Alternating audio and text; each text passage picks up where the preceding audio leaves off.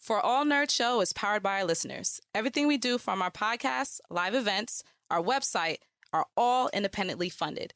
Please continue to support us through our Patreon page at patreon.com/forallnerds. You are now listening to Castle Black, the blackest House of Dragon podcast in all the realms.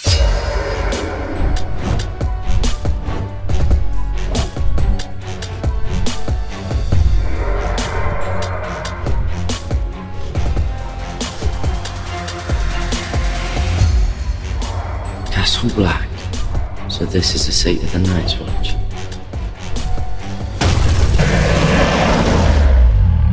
And what's up, y'all? And welcome to another episode of Castle Black, the blackest House of Dragons podcast in all of the realms.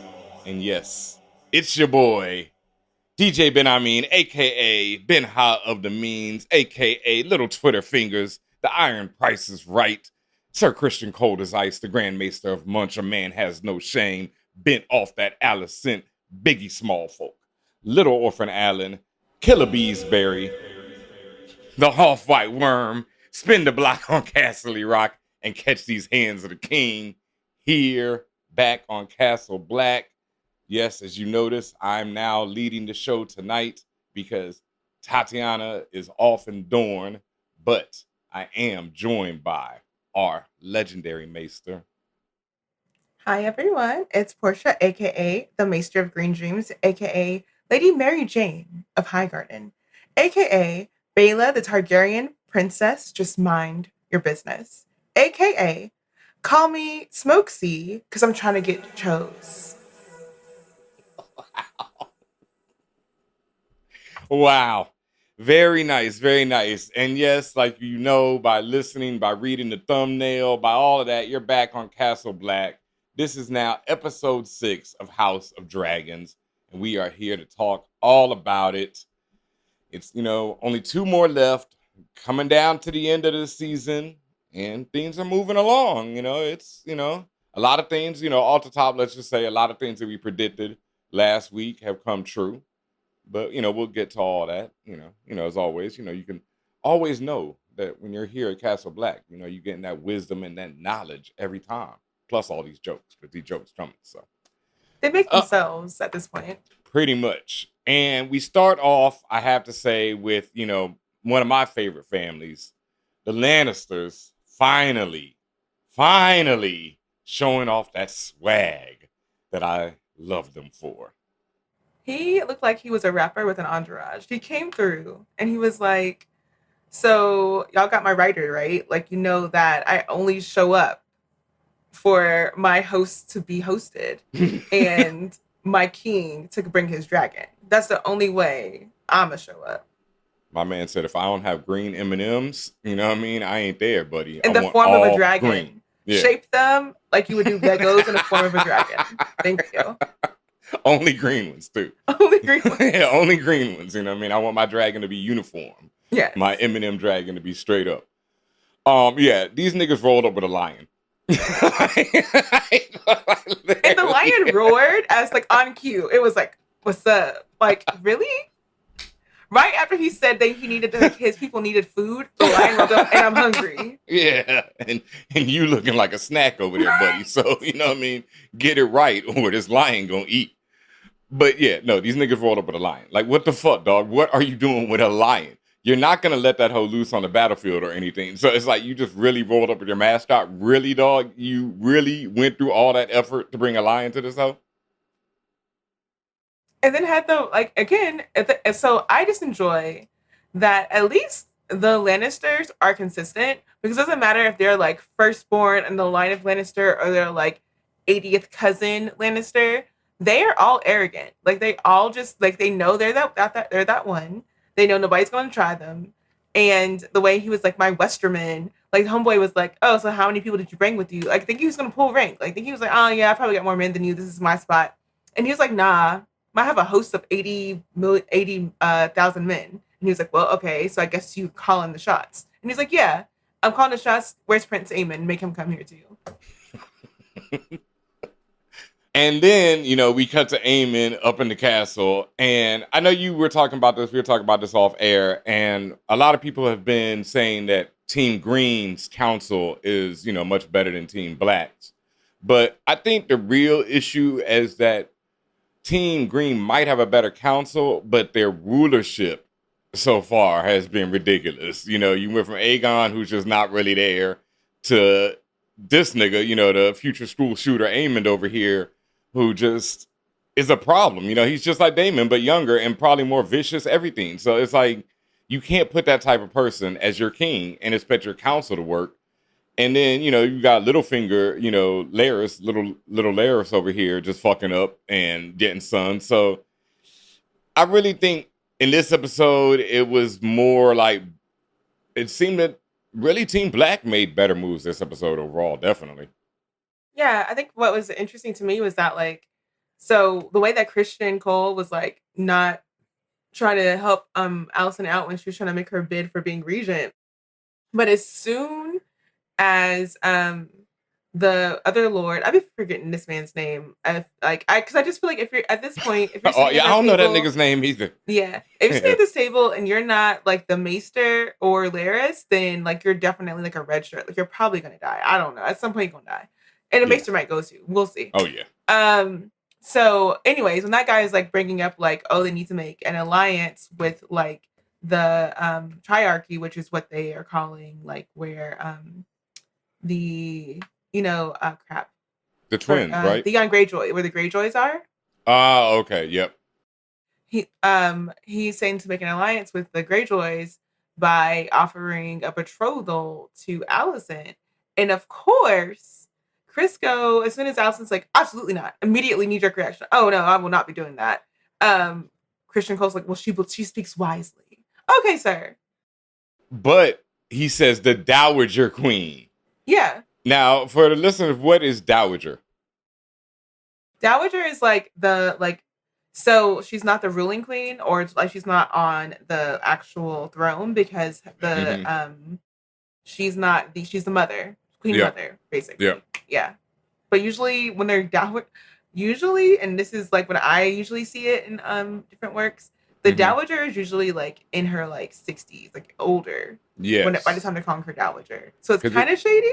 It definitely was shady. They could have just said queen mother because they've been saying queen mother. There you go. And it was also the fact that shit spread through the whole realm of the castle so quickly. Like, where even Gwen's world, her own brother is over here calling her the Dowager Queen. Like, it was bad. It was really bad on Alicent this episode. Because it's been bad the last two episodes, but, like you said, it was like her bid for power didn't go well. And now it's just everyone out here just sunning you to your face.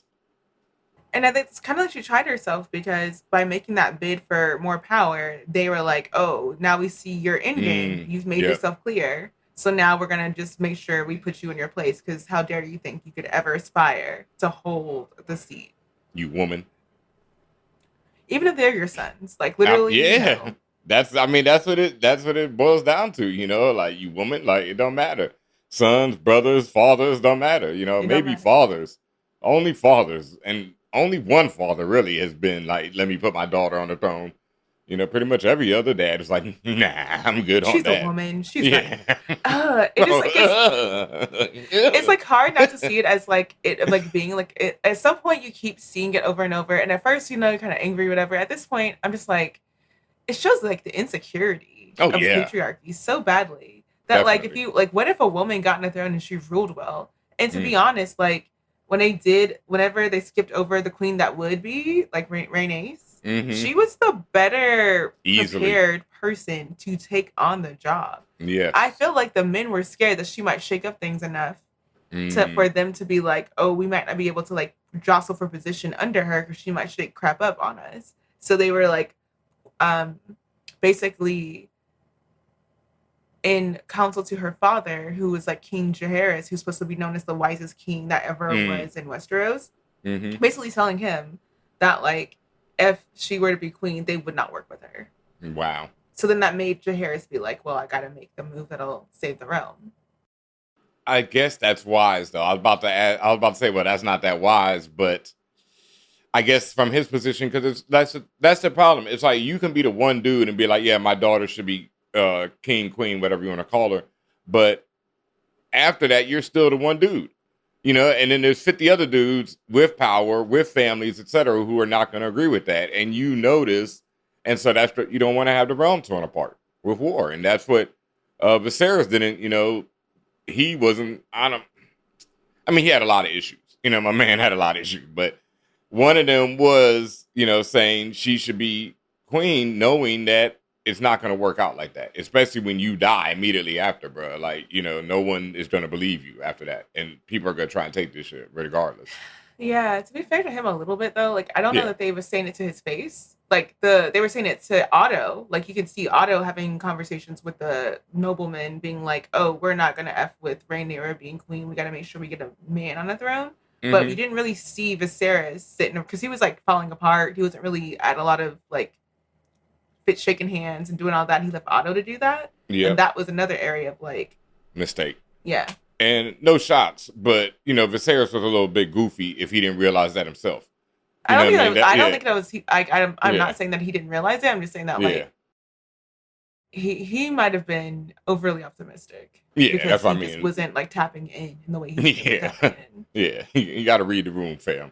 Yeah. And, like, I always say that about, like, toxic whiteness, patriarchals, all this stuff. That's the thing about it. They can't allow the illusion to be broken because it's just an illusion. It's like we always talk about how 85% of roles in Hollywood go to white men. And that's just ridiculous, but that's because, the illusion has to be kept up.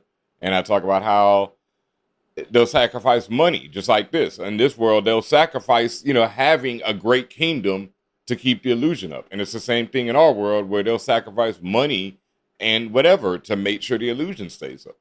Yep. It's like you want to, like, so the reigning thing is like, well, capitalism is the answer. Well, Black Panther made millions and billions of dollars. Why haven't we seen more Black Panther movies come out? Why haven't we seen, like, not even just like Black Panther specifically, why haven't we seen more movies with Black leads, majorly Black casts, in the way that we've seen with Black Panther? Because the illusion has to be maintained. Yeah.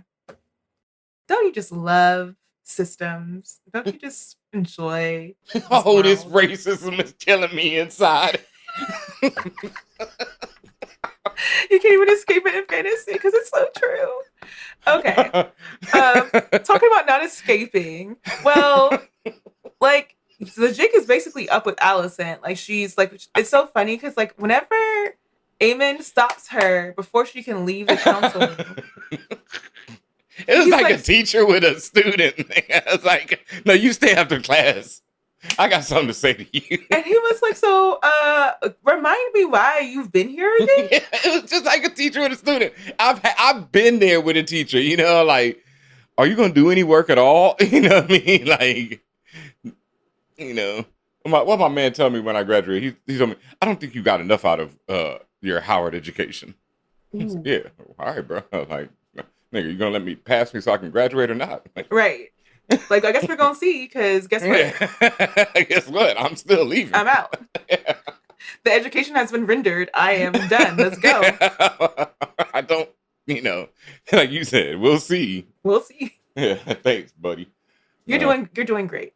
Thanks. You're doing so well. Yeah, I'm all right. I ain't worried about it. Right. But to whoever that guy was. Yeah, I know. I don't even remember his name. So. Right. Exactly. All right. So he's like, so again, Aemon was like, so what do you do? Remind me what you do here. She's like, well, since your father died, I've been here. I've been like helping with the realm. And he's like, I don't see the help. I can see why Aegon needed the help. And good luck on that. That nigga said we got enough help. Right. I'm good, dog. Like, help. But I did enjoy how, because I think, maybe, and that comes later, but we talk about it now. Like, I really did enjoy that he has been listening to his mother, because when it comes to him, like, whenever Larys tries to broach the idea of, like, hand with him, he sees right through Larys's game. And he's like, but you can't help me with... I love the setup of Larys. Yo, that shit was... But you can't help me, though. And Larys was like, ooh, yeah, like, thank you so much. I'm so happy. And he's like, no. He was like, me? Me? I'm so honored. You like, and it was like a fake... It was such a fake acceptance, too. Yeah. It was like, you like me? Yeah. No. No, I nigga, don't. I don't. Not at all. You toad. Right? Go fetch my grandfather. You figure out fetching him. You toad. I'm honest. He dismissed his mother, Yeah. told this man that he sees grasping for power, that he doesn't like lick spittles and stuff. Mm. And he's like, go find my grandfather. And then we segue over to like to his mother, trying to figure out why she has not heard from Otto.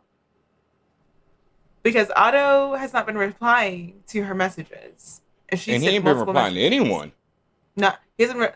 But to be fair, I don't know that her brother says that Gwaine says that he's actually been trying to reach out to No, Otto like he ain't. that. Yeah, Gwaine ain't been, but he also says Otto don't reach out to me. So, but that's the thing. If he would reach out to anyone, he would reach out to Allison. So there is some cause for worry as to what the hell is going on with my man's. It's also interesting that like for me that like Allison's considered the favorite of her siblings because she's at court. But Yep. I'm like, it felt like it was like I've never seen, if that's how Otto treats his favorite, goodness gracious. Look, Otto is not a good father. You He's know what I mean? It's not about, women, men, whatever. Otto is just not a good father. He's not a boy dad or a girl dad. He's not even a good granddad to be. No, that's what I mean. This nigga's not about that life. That just happened. Like, oh damn, I got kids, right? Shit. Like I may as well use them as pawns. So there we go. He is about that life. He is about, he's what's her name? What's the Kris Jenner, right? Mm-hmm. Yeah, you know what I mean? Pimping them kids out. Yeah. The dadager. She's a momager, he's the dadager. Yeah. I could see it. Yeah, definitely I could see it. I had something else about Aemon and his one that Allison telling him, haven't the identities been, of your childhood, haven't you done enough damage, basically? Mm-hmm. And he was like, nah, let me go fuck with my brother a little bit real quick. I think like him effing with his brother though, he could have been a little meaner. So I think his like he could have been. He could have like poked his brother in some holes. Like I could see him. He put that shit on. He put the weight of the crown, which was another great, flip.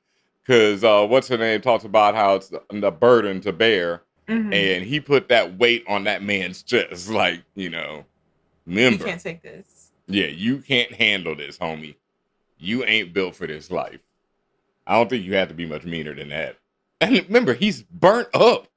I'm just saying, I recognize Aemon's ability to be cruel, and I know that is just like surface. Like he could have been worse. Mm-hmm. So I think that I think a little bit of Allison saying that to him, I think that led him to be gone and make the decision of pulling the trigger on gaining his grandfather back, and a little bit of he could have been meaner. And I think the maester showing up when he did was purposeful. I'm sure one of the attendees went and found the maester so the guy we're pretty sure was about to murder his brother is in there. So I wondered about that. Aegon really needs better help, man.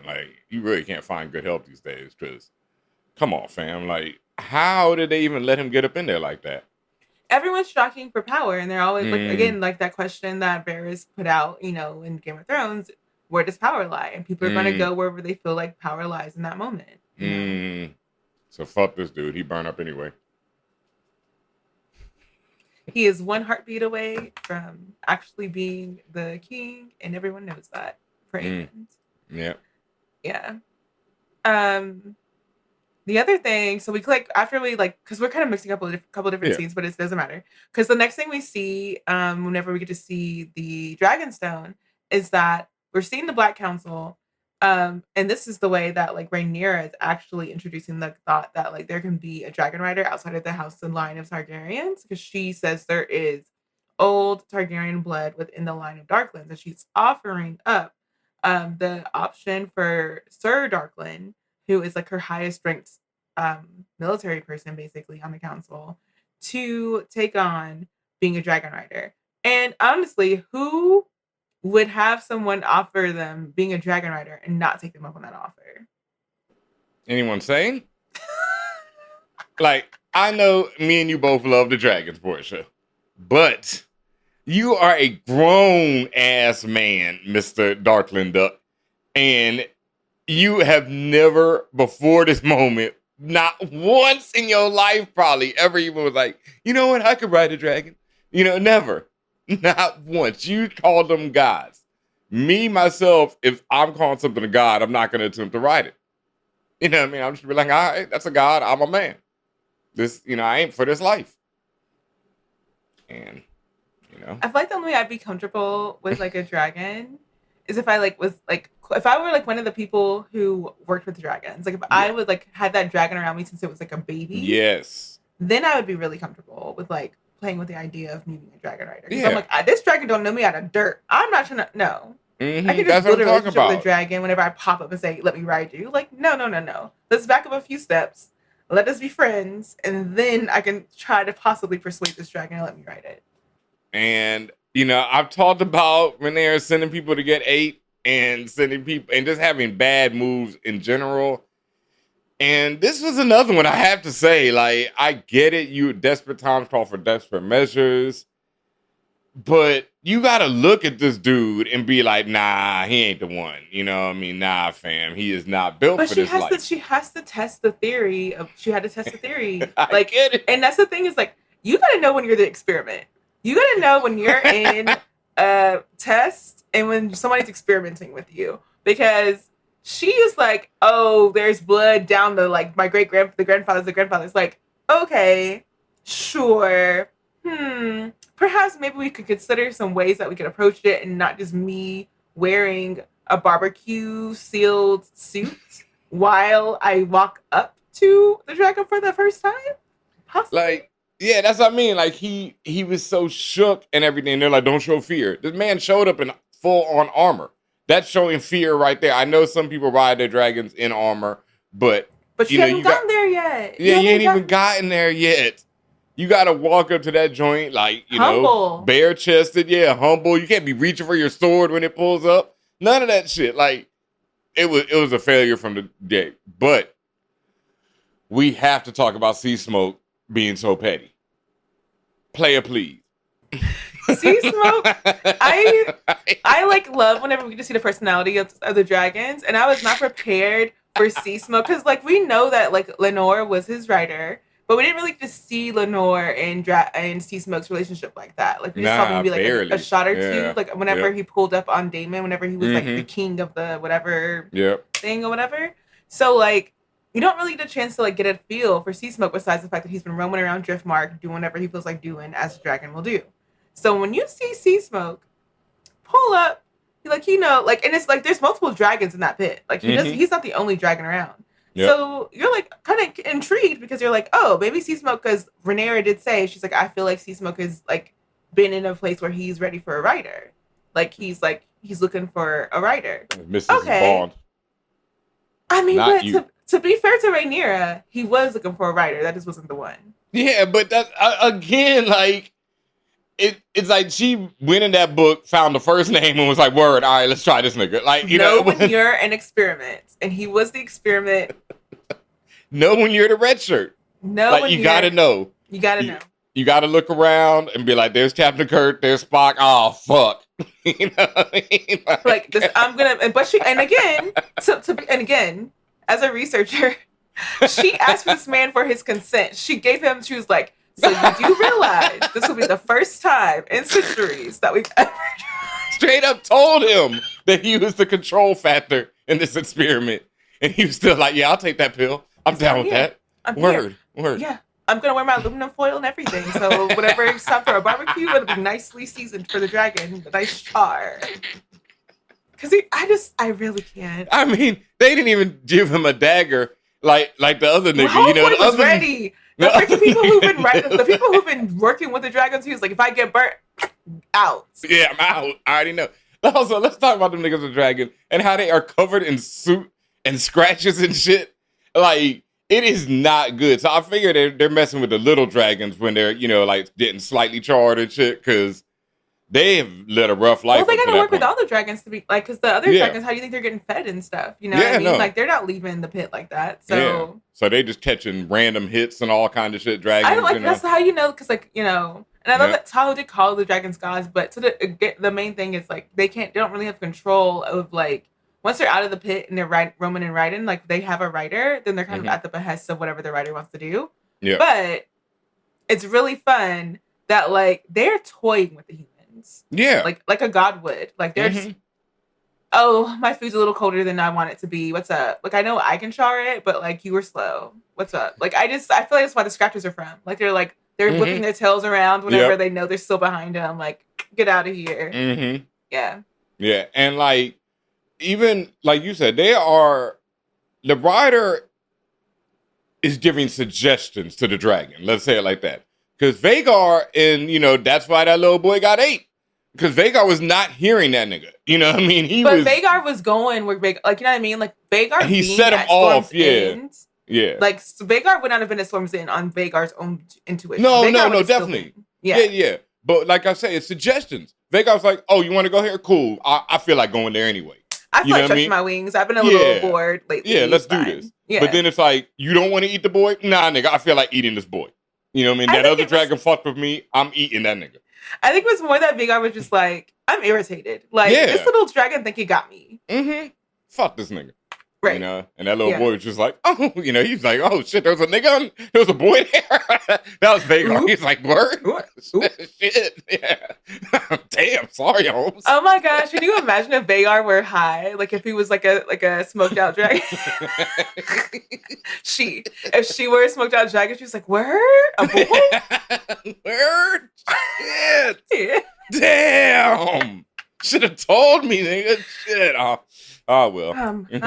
Let's get back to the crib. Now that's done with. I think I got some sheep waiting for me back home. I'm a little hungry. Let's go. I'm going to get some cheeks after this.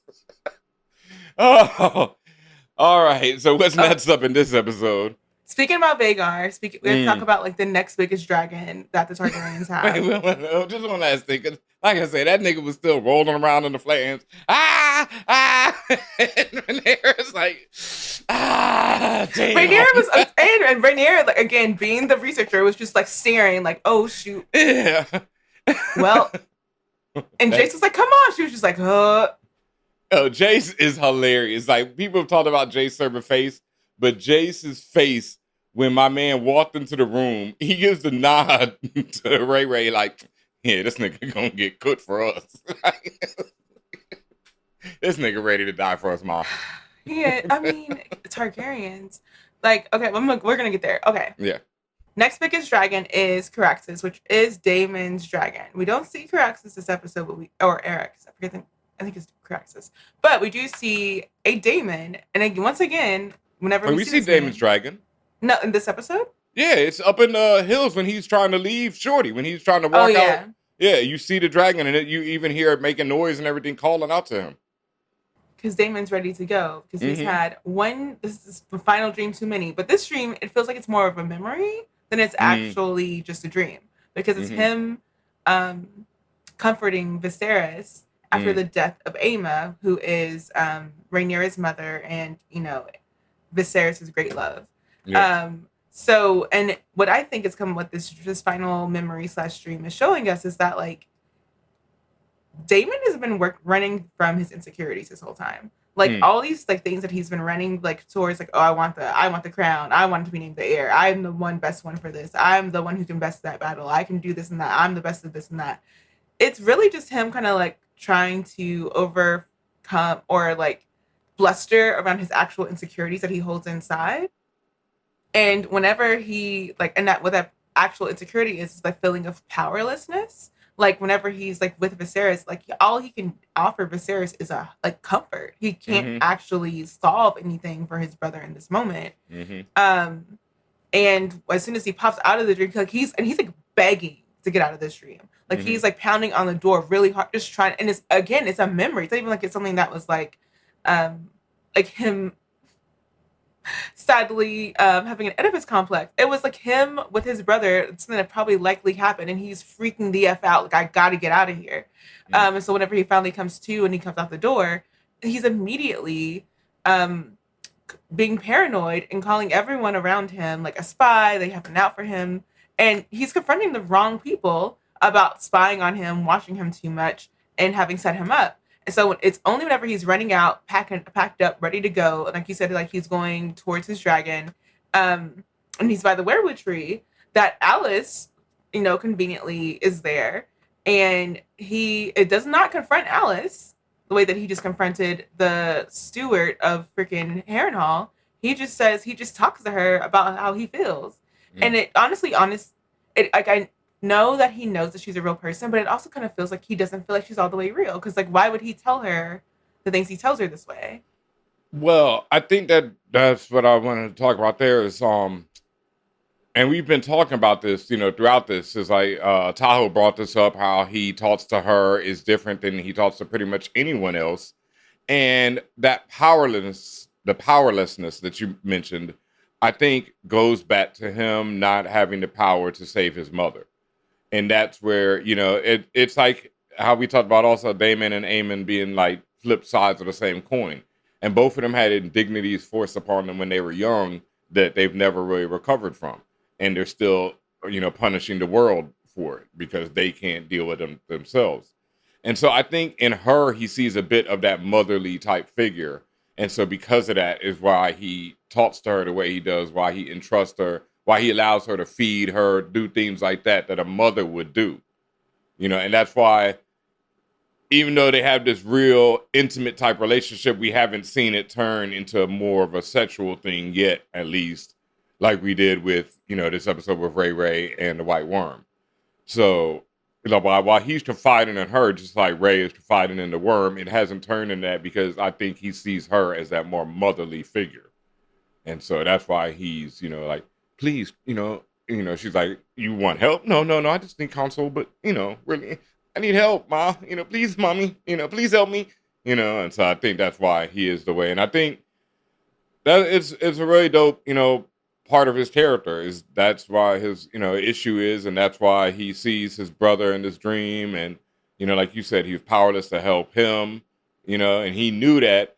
And he knows he shouldn't be king. He knows he's not built for it. He knows all the things that everyone talks about him are true, but he's still trying to make up and be like, no, I have power too, and it's like that power that it's an impossible power he's chasing because no one has that power, to save people we love. Death comes for everyone and it just is what it is.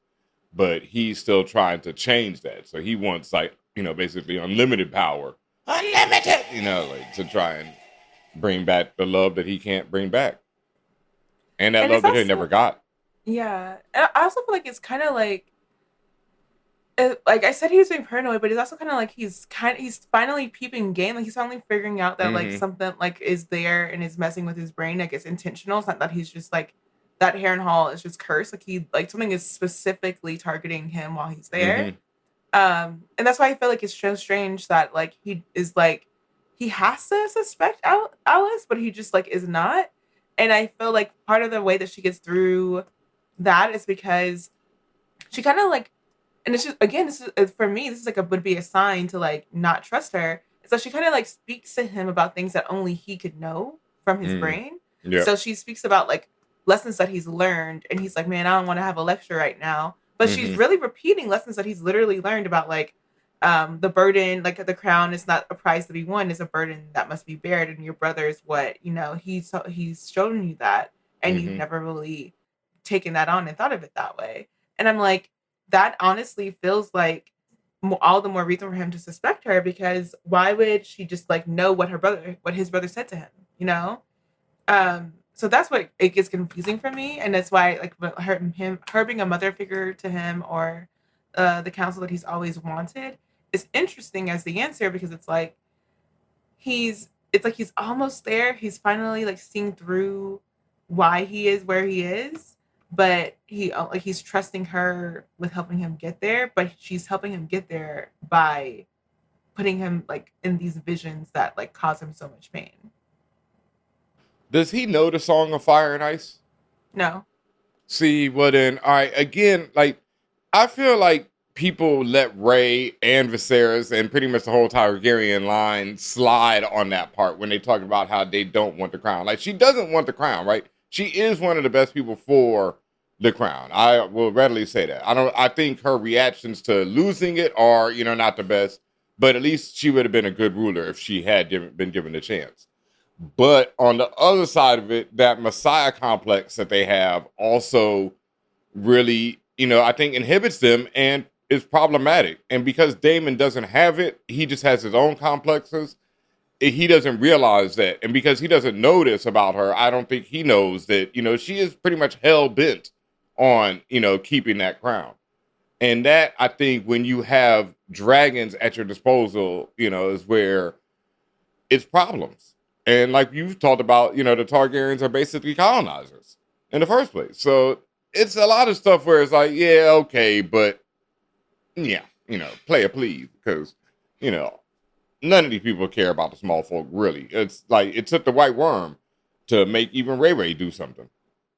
Speaking of the White Worm, what did you think about the madam that like Aemond has been doing on a regular basis? Showing up at the tavern and sowing discord against him in like the Red Keep by talking about how like they are feasting fine because she sent girls over there and they told her about the different delicacies and stuff they're eating while they're at the Red Keep.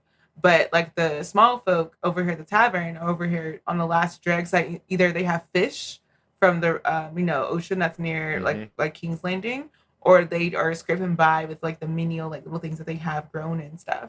Yeah. So they're all like trying their best to like just keep existing and subsisting on the dregs of things. But like this madam, again, the same one that is like Aemon's favorite, took a good moment to spread discord. And I'm like, does that mean that she is directly an agent of the White Worm? Well, yes. But I do have a question there because the woman serving in that little inn or whatever, we didn't mention this last week, but a lot of our listeners, thank you to everybody in the comments on YouTube, everywhere else, pointed out that that's the same woman that Daemon violated, and she had to take the Plan B drink. Yeah, and that's the woman who is also seen being visited by the woman working for the White Worm. Yeah. So that woman should be working for the White Worm, but in this scene, she just pretty much, is there. She serves and she, complains. But it's the other woman, like you said, who's sowing the discord.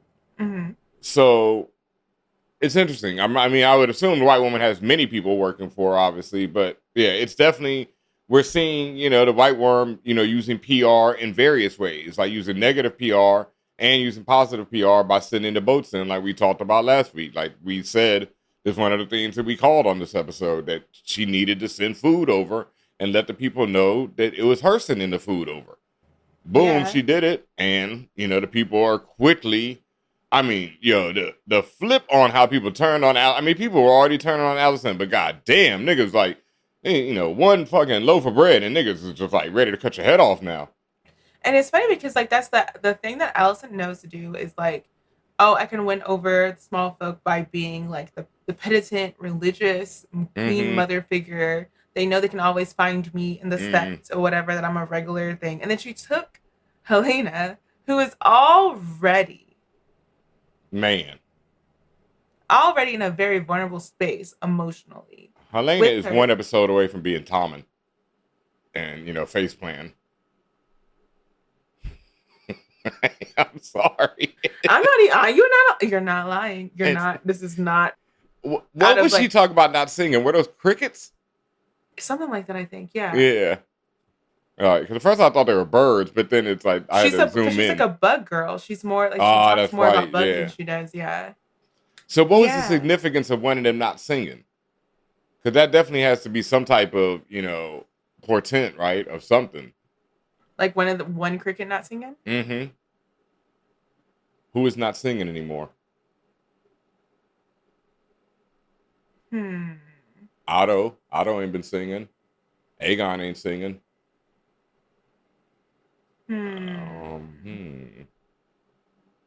Alicent herself. And the crickets are green too, so it's probably a green. It's probably not a black. Okay, there we go. We'll see. But crickets tend to like Jiminy Cricket. They think about like counsel. They give. Wow! You know? Wow! Nice. So well, I mean, that would lead to being Otto. Strange that he's not singing. But I really feel like Otto has to be with that other son who got mentioned a lot this episode as well. Yeah. Like, that's where he was told not to go, and Otto is always going to do what Otto want to do. Yeah. And Daeron but that's the thing about Daeron is that, like, he's supposedly safe. Like, he's, like, in Hightower land. So he should be cool. But he has a dragon. Yeah. And he's 16. So Otto's like, it's time for me to check out. It's time for me to get you on the strip, homie. I ain't got to pimp these kids. Like, chop, bro. You know what? The public isn't taking well to my PR campaign for the other children. So it's time for me to pull out my black sheep. That's the one I'm going to pull into the game right now. I got new nigga this year. Right. Man. The manipulation. I love Otto. Yeah. And I love the manipulation of, like, the small folk, like, for each other. Yeah. And it's interesting, like right after we get that scene of, like, you know, them chatting in the tavern, and then, you know, later on we do see the ships with food show up with, like, the sigil of. It is so funny because I love that Rhaenyra, because she was the heir that her father pronounced, she gets to keep the house sigil of Targaryen, like the actual one. The Greens have it, like, that's the Hightower, like, influence making their banner green. And I should tell you, you're not really the legit Targaryen, because why would a Targaryen ever bow to another house? Like, so yeah. But it's really fun that that's the thing. And then what's funny to me is that the people didn't just, like, leave with the food from the boat. They left with the banners, too. They were running into the street. Niggas went to the concert and came back with t-shirts. Like, come on, man. You got to get the merch. Like, I got that limited edition drop. Yeah. Literally. Yeah, the music too. I gotta give props to the music in that scene. Y'all go back and watch that again if you didn't peep it. That music is so fire. Like, when the boats start rolling in, it starts rising up. That was, you know, props to the musical director for that one, because that shit was fuego. But yeah, they came back through, you know, with the merch, with the swag, everything. Like, we repping over here, nigga. Niggas got flags now. You know, we good. And then immediately set up on Alicent. Like you said, you know, that praying shit ain't working no more. Like, it's going not to that church. that she thought it was. And, okay, like, since we're here already, and, like, again, like, Helena's in the freaking foreground. Helena can't even keep up with her mother. Alicent's, like, telling the White Cloaks, hey, like, keep your swords in the scabbards. And it's too late, because when she says it's after one of the white Cloaks has already chopped off the hand of somebody who reached out for her. That sends everyone into a frizzy. And then whenever they try to get into the carriage, we see one of the White Cloaks is, like, fell down, and they're stomping him out on the ground. So you can't even even as a White Cloak, you are not, like, immune from the townsfolk who are starving and, like, weak. They can still take you out. Once again, that dude should have looked around and been like, wait, there's Captain Kirk, there's Spock. Oh, fuck. It was a few White Cloaks who I'd seen before, and then this dude. Random guy. I can even tell if he's one of the ones that was, like, hanging out with Aegon or not. I don't know. Yeah, I can even tell, because that's what I mean. He wasn't like he wasn't that goofball with the curly hair. Yeah. And he wasn't a black guy. The token black guy. Yeah, and there was one other clown. He might have been that clown, but I'm not 100% sure. Not sure. Yeah, but he went out like that, so. He really. And I also think the insults of it all, because we didn't even, like, so before this all happens, there's, like, a retinue of, like, sheep that are going to the keep, and there's, like, all these guards making sure these sheep get to the castle, and all the freaking people in King's Landing are like, they eating well over there. I'm over here begging for a scrap of like something, a scrap of skin from an animal, something for me to eat. And they're like, nah, we don't have anything. I'm sorry, we don't have anything for you.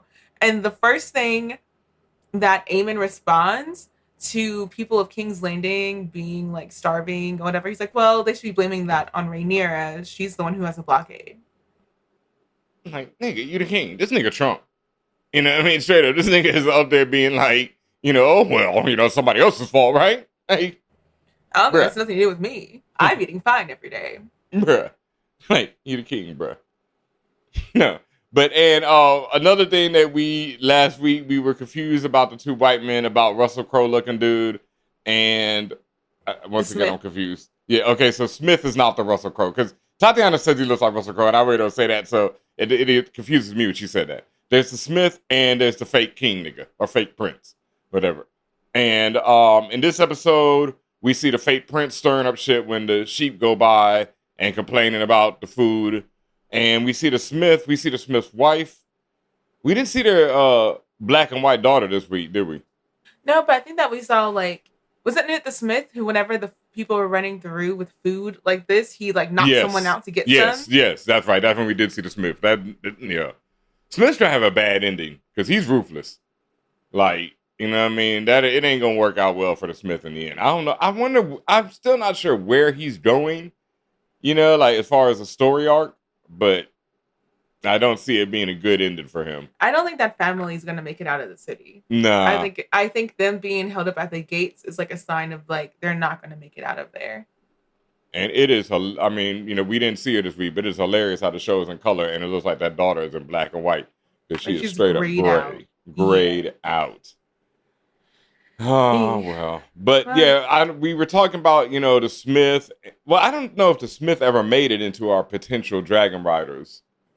I think you mentioned it. Like, whenever I saw him this episode, his hair did look very white. It does look very white. He is very white. So... maybe, but on that note, another one of our predictions pretty much came 100% true as Little Orphan Allen.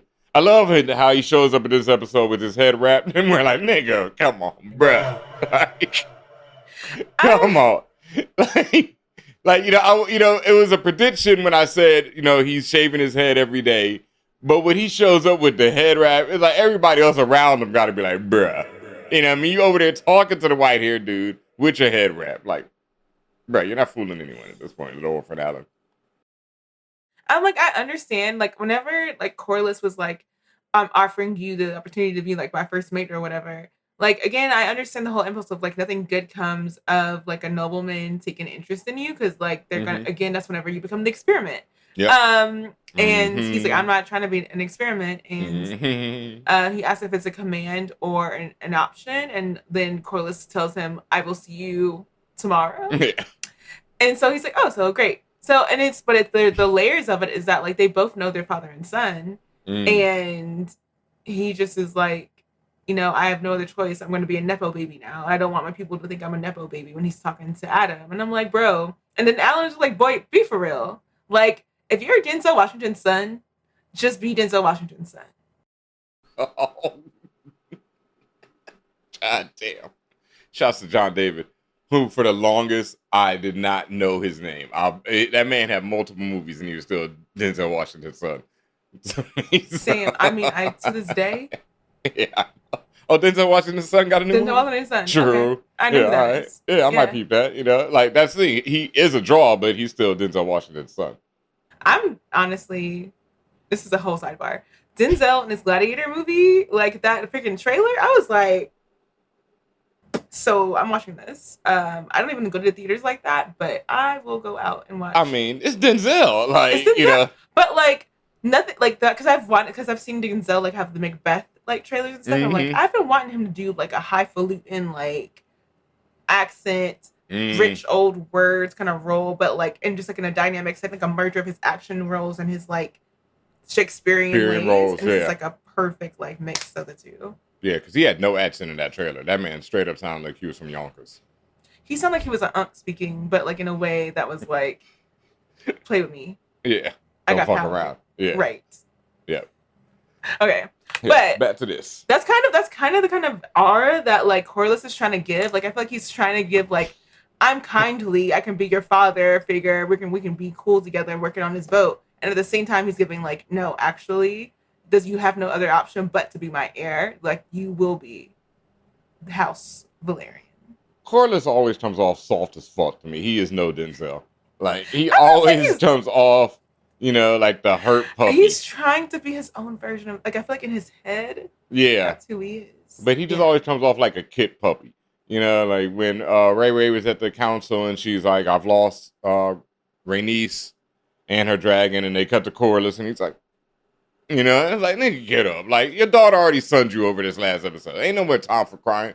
Like I keep talking about. Fuck all that grieving shit. Together. That scene will live with me always because she really was like, you tell me that my grandmother, your wife, would like you sitting over here playing this game over here. Get real. And more than that, I just love it because she's like, she is not an object. She's lived her own life. You came along at one point and married her, but she was a full-ass woman before that. And she was a full-ass woman after that. And, move on now, nigga. Like, get over it. I got over it. This is my mom, and I'm still like, I ain't gonna sit there like that. Nah, I was, it was forever. But whenever he was like, but I'm like, that's what it took for him to, like, all it takes was him to have a good conversation with somebody to realize, oh, maybe they should be my heir. Like, you're that soft, bro. Yeah, that's what I mean. He's soft as fuck. Like, and then even now, even though he told him to be on the ship, he won't be like, son. He's still not raising him up. He's still not doing what she said to do. And you can't even live up to your dead wife's, ask of you. You soft as fuck, man. I used to fuck with Corlys. He just keeps going down on my book, like in your esteem. You're like, it's episode after episode, you are just dropping down. And then even worse, the fact that you don't even acknowledge the other son just because this nigga ain't got white hair, like. Because we weren't sure if dude was his whole ass son, and in this episode, it's revealed that he is his whole ass son and got as much of that Targaryen blood as the brother with the white hair. Yeah, all his white hair children, and Rhaena and Lenore, and Alan and Adam is the only one who don't got no white hair. Yeah, and just because he ain't got white hair, you don't fuck with him at all. Yeah, he's like one of those men from Maury. He's like, that can't be my baby. Nigga, this is your baby. Both of them came from the same woman. Like, nigga, please. Like, Corlys is trash, bro. Corlys is like, what I mean? That's garbage time for me. I don't fuck with no deadbeat dads. And that's pure on deadbeat dad. I saw it for him for a second, that episode wherever, like, the last episode with Rhaenys, whenever he came to the small council, and he was like, what are y'all doing in here? Stop playing. And, like, when he pulled the rank in the council, I was like, maybe he'll come through. And then, nope. Rhaenys over here got to slap niggas herself this episode. Like, that's Corlys should be, he's the hand of the king. He should be over there slapping niggas up. Right. It should be catch these hands of the king. Right. Rhaenys over here had to go out of her way. Rhaenyra had to go over here and slap a nigga up. And it was like, she was like, and that was officially like the blood of the dragon. Like we talked about these like blood of the dragon moments. Mm-hmm. She said, this man been sitting in my ear every day I've been at the council. And not once has he said anything that's been worth my time. And she was like, you know what? This is my fault. I have not made you fear me. And that's on me. Let's fix it. My favorite is I watched the show with the subtitles on. Mm-hmm. And so it's like, you see his line getting cut on the subtitles before he gets slapped. So I was like, oh, he's about to get cut off. I didn't know how, but he's not finishing this flat. And there it was. And then I love how the other nigga in the hallway is like, nigga, I'm out. She slapped the shit out of you, Holmes.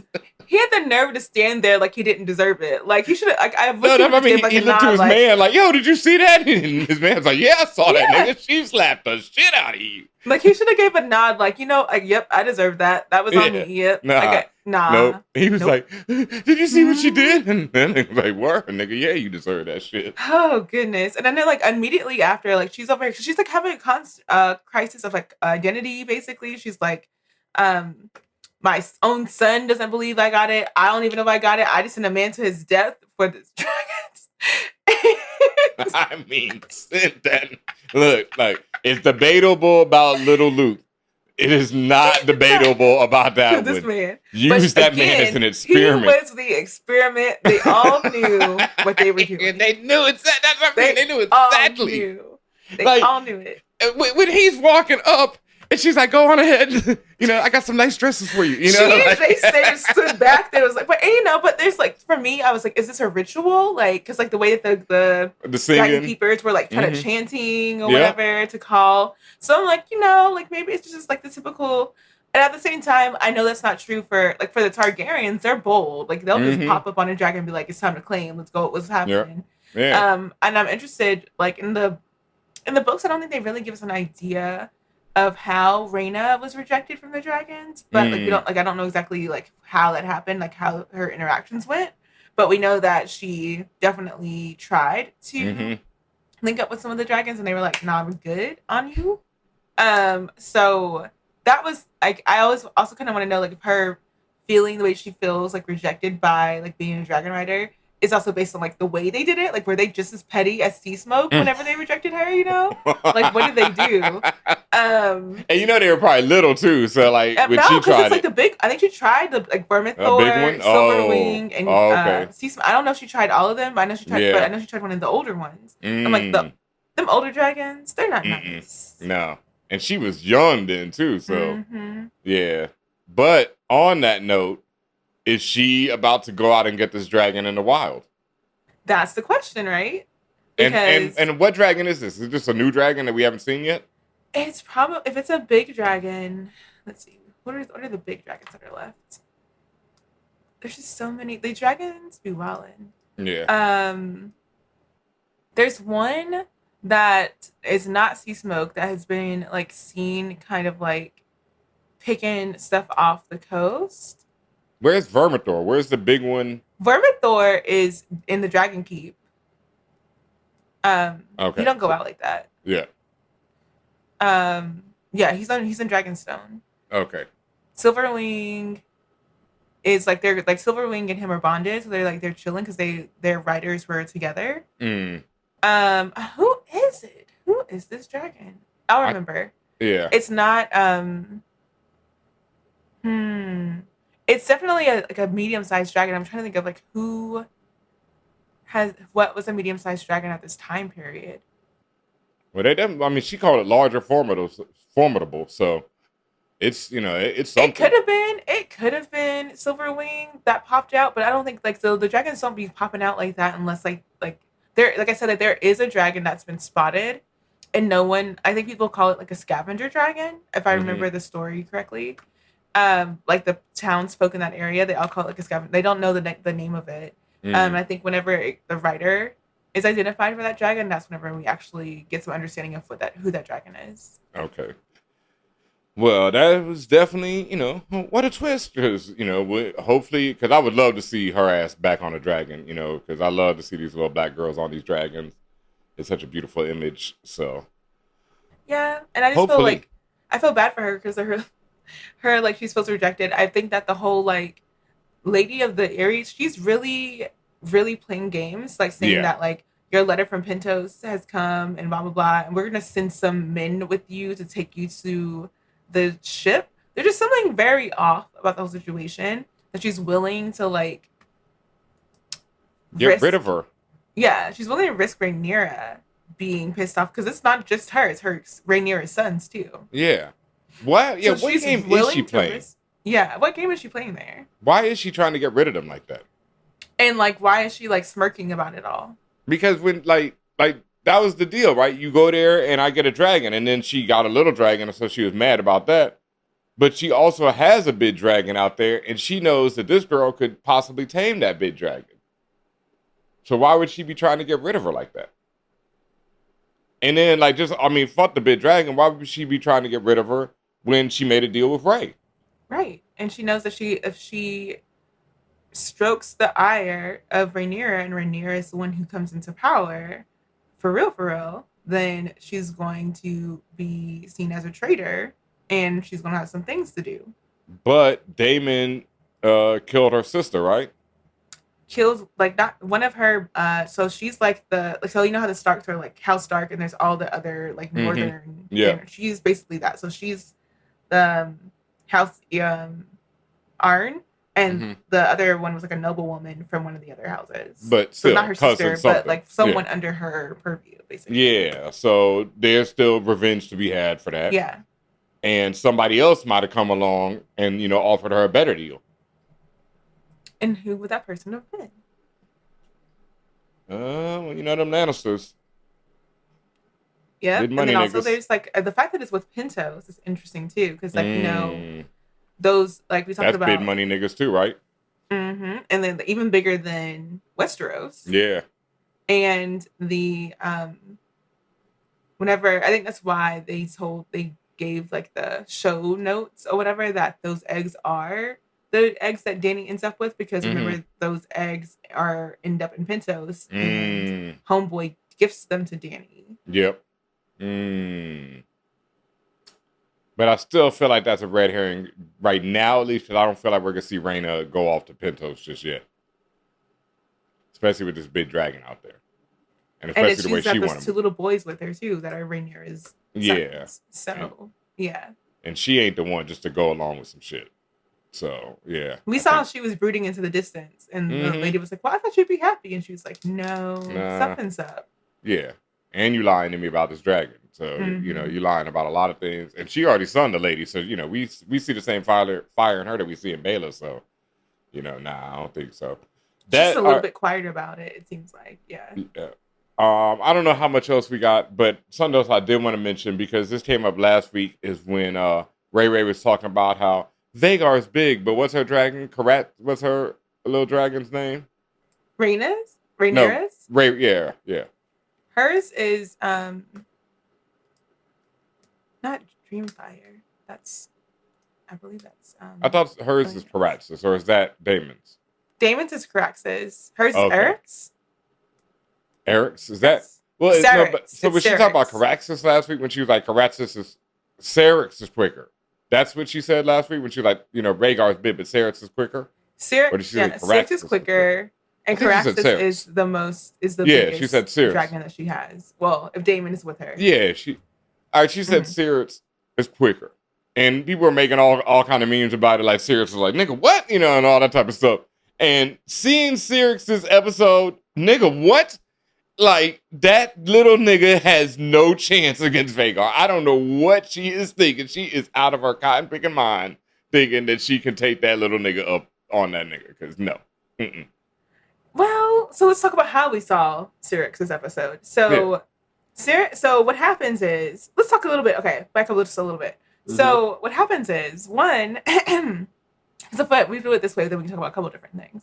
Yep. One, we see Miss Arya has information that like the gift of food was done, and that the people received it well.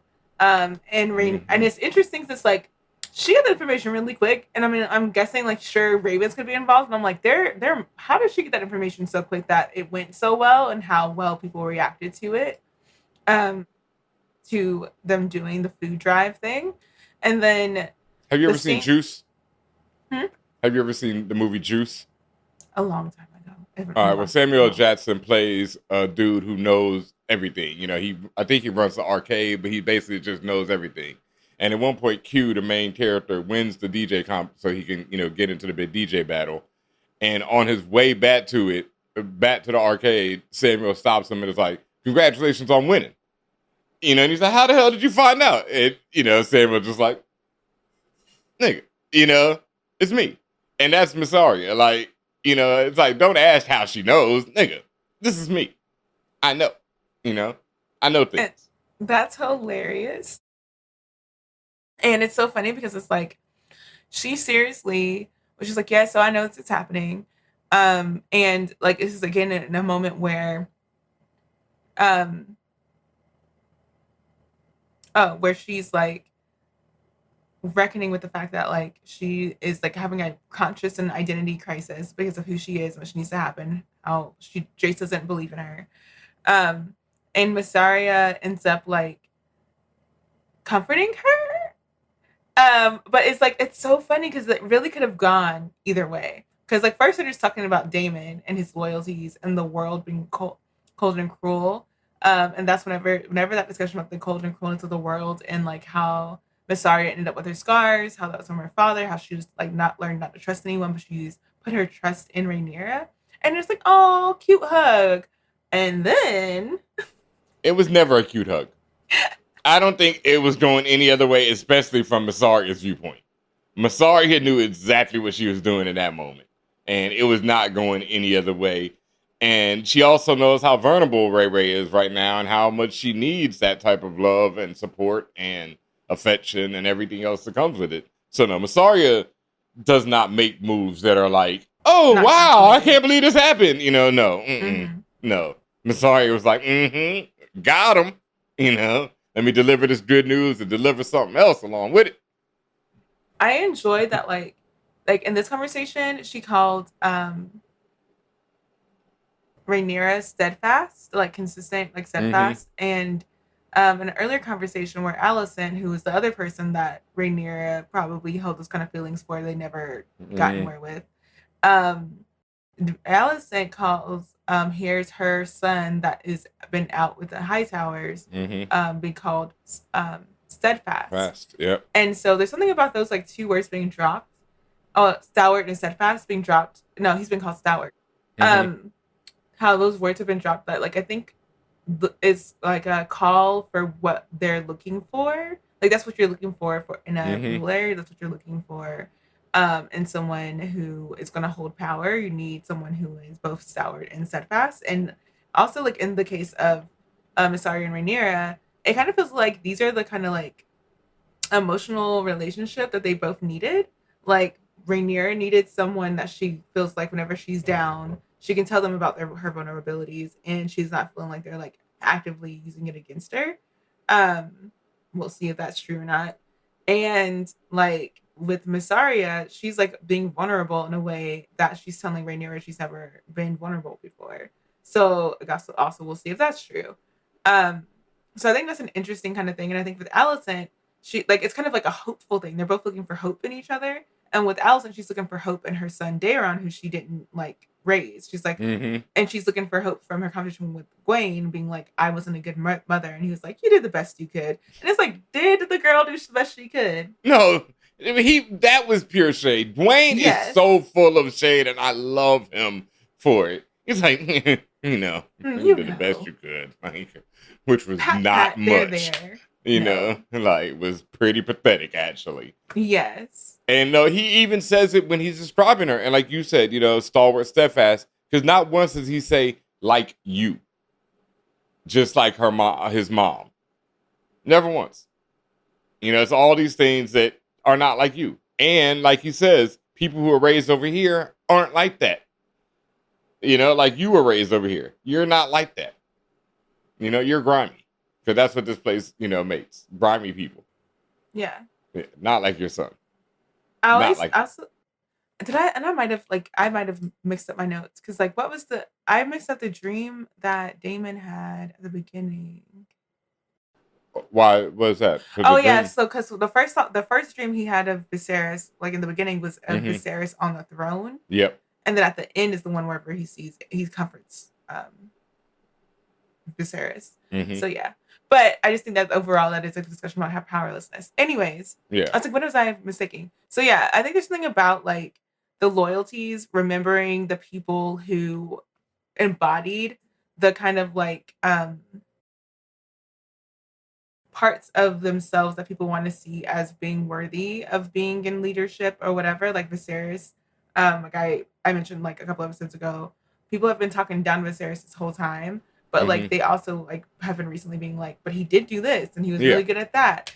And I think that has been like a hindsight kind of thing. That's like, oh, only whenever you see the world kind of falling apart do you realize like the person who was kind of holding it together and like the things that you were seeing as like weaknesses in them was actually something to like hold on to. And that's the stalwart and the steadfastness. I also think that thinking about like weaknesses, trying to play on that, Laris tries to use the weaknesses that Aegon has now that he is disabled in the same way that like Laris is also disabled. He's like, we're both vulnerable in similar ways. People try to count me out because I was disabled. So let me be here for you now that I know that I can't be made hand by your brother. Let me make sure I ingratiate myself with you and help you feel better about yourself because I know no one else will. And hopefully you'll get healthy and then I can use that to my advantage.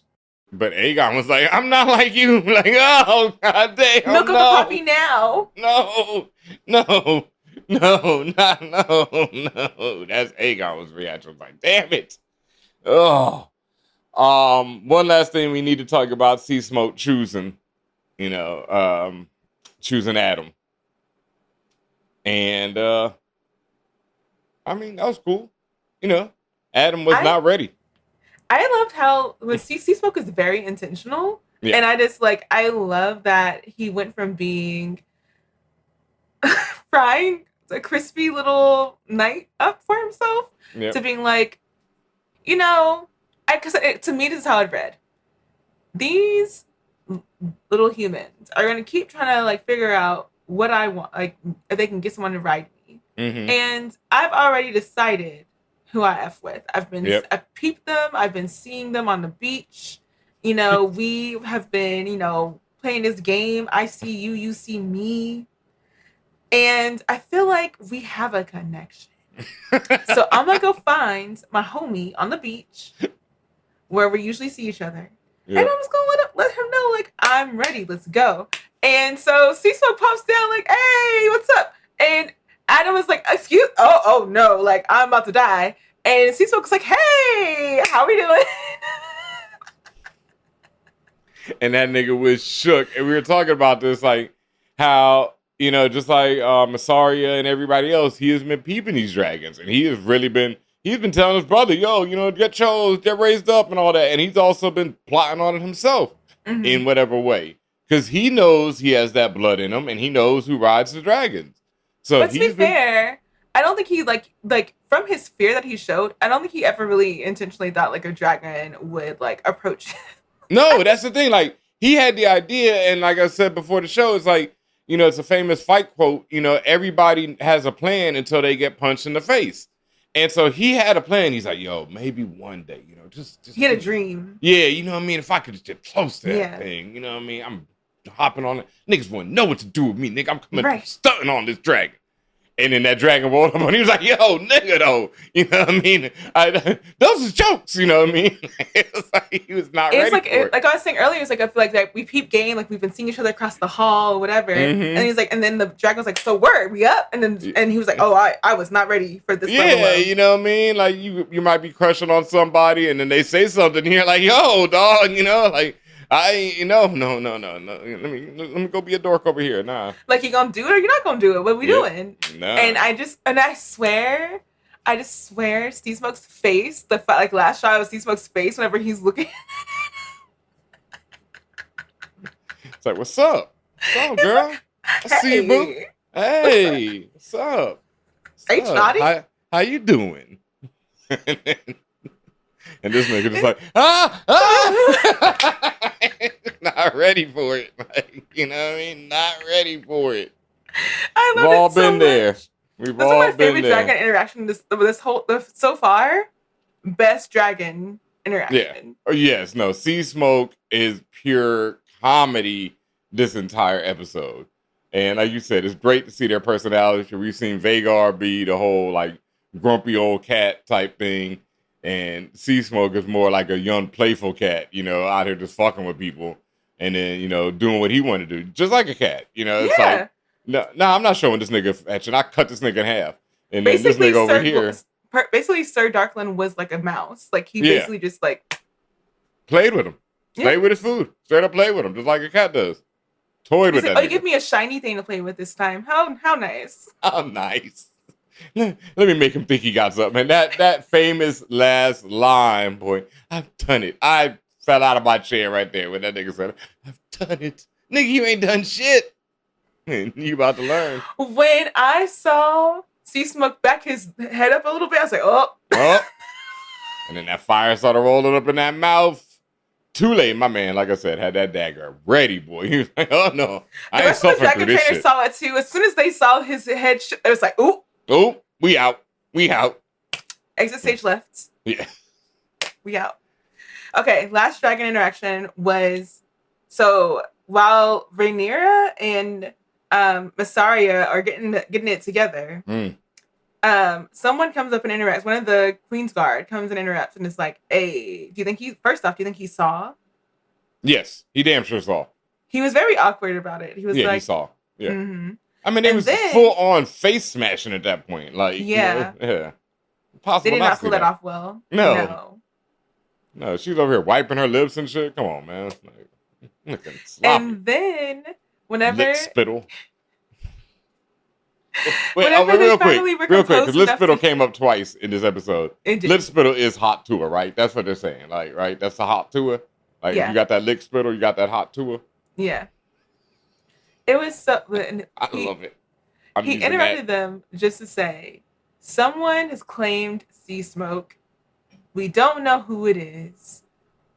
And immediately, Rhaenyra is like, well, it wasn't us. It has to be the Greens. And they're like, well, and she's like, well, ain't no choice. I got off of my dragon. So she pops off to go show some niggas. What's up? But like I say, seeing that little nigga that she pops off on, I'm like, that nigga is not ready for Vhagar. No way. But for sea smoke, what do you think's gonna happen whenever she goes to confront whoever she thinks she's on? Look, that nigga ain't ready for sea smoke either. So she better make peace quick. I think like sea smoke and Sirach are supposed to be around the same age and size. Don't matter. Sea smoke is a bastard. Like we have seen it. You know what I mean? I have not seen the level of cruelty from any of the dragon that I've seen from this nigga. And he wasn't even being cruel. I'm putting my money on him in any fight at this point. He was just being a young cat. He was just like, yeah.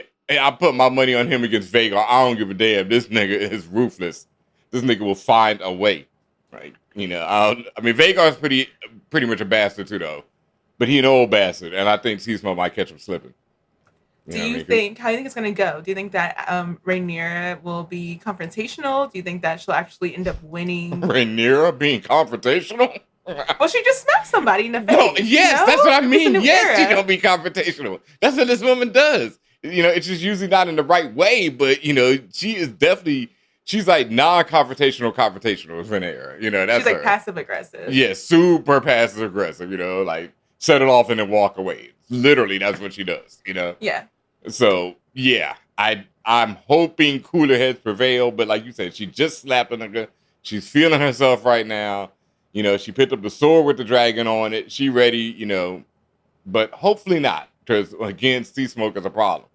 This nigga might be inexperienced, but he might get 8, but sea smoke will still finish that fight. Sea smoke, I just like something. Sea smoke is just been top tier. Just like I have no notes for sea smoke. Yeah, none.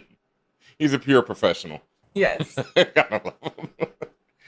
All right. I think that is it for this review of episode 6. As always, please thank you once again for watching us, for listening to on all the different platforms. Make sure you hit that follow, that subscribe, wherever you're at, on whatever audio platform you're listening to this, or if you're watching us on YouTube, perhaps even on Twitch, make sure you hit those follow buttons right there.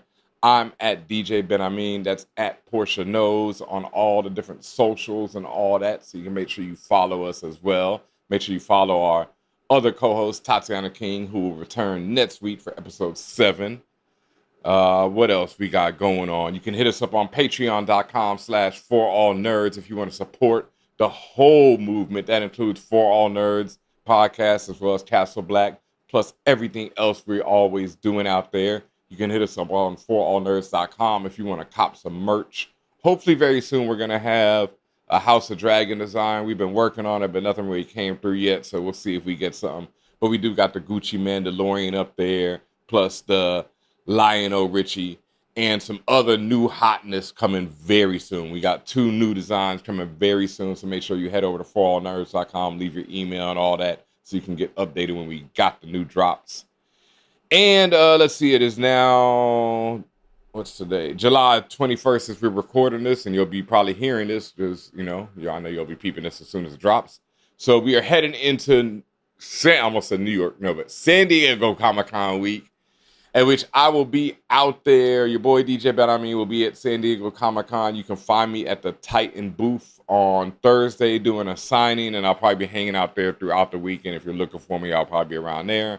But we will be debuting Jimi Hendrix Purple Haze at San Diego Comic-Con. This is the first time ever that anyone, including myself, will actually see a physical copy of this book. It's been years in the making, and it's finally here this week. I cannot believe it. So please, if you're out there, come say what up to me. If not, make sure you pre-order the book. It's still available for pre-order. You can hit up Anyone Comics. I think we got a couple over there. Anyone Comics online.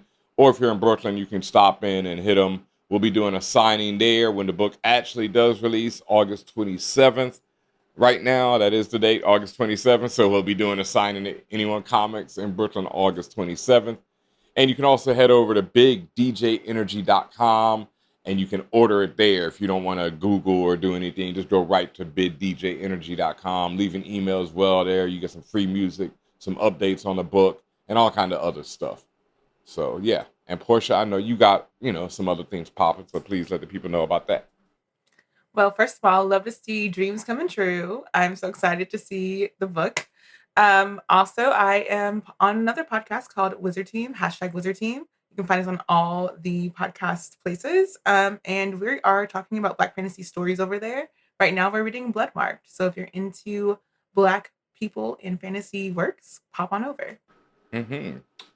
And we'll be back next week. Tatiana will return. I'm not 100% sure I will be here next week. We'll see. We'll see if we can make it happen. I really want to, because I feel like, without, Porshea telling me anything, and I know they've slowed things up, but I feel like we're finally getting to that battle of the gullet, especially because how HBO usually does things. The episode 7 is usually like the biggest one of the season, like the penultimate episode, as they call it, is usually the biggest of the season. And then the final episode is just setting up for next season and recovering from that big episode. So I really feel like we're going to see something. And maybe them Lions will get put on the battlefield because they're going to need help, because it's a lot of people converging on that spot. Shit's going to get ugly real quick. So we will be back. Might have some special guests and all that. But once again, thank you as always to everyone out there for peeping Castle Black. We will return. See you soon. Love and peace. What's up, internets and the fan fam? This is Tatiana King for For All Nerds, and I want to thank you so much for listening and watching the For All Nerds. Make sure you like and subscribe to us only on YouTube.